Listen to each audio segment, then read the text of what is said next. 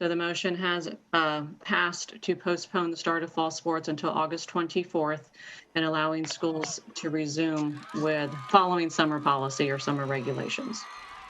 You know, we may actually see NFL games before the high schools are even able to take the field in the state of Florida after a latest move, which delays the start of practice for fall sports an entire month.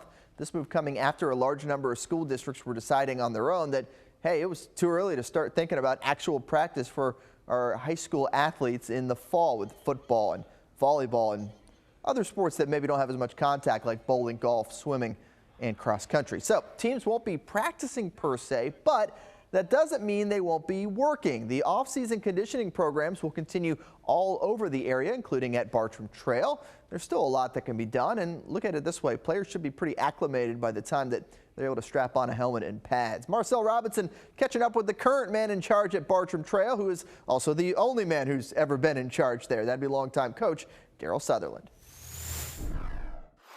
Been great. I'd say we have a fantastic group of young men. As I was saying earlier, we've got guys that make it a joy to come to work every single day. They've been coming out every morning and getting after it and getting better.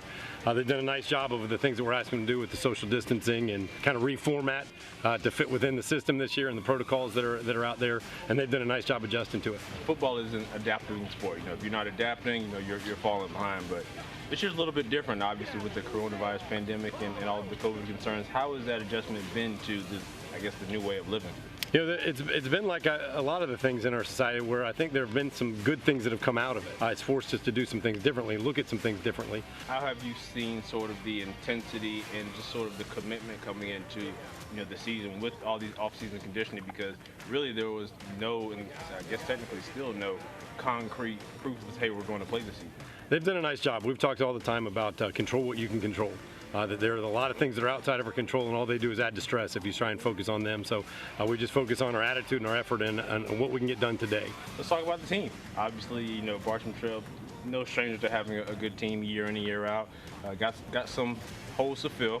Top position obviously being your quarterback. Tell me, what are we looking at in terms of, quarterbacking heading into this season? We're really excited about this group. We've got a great group of young men.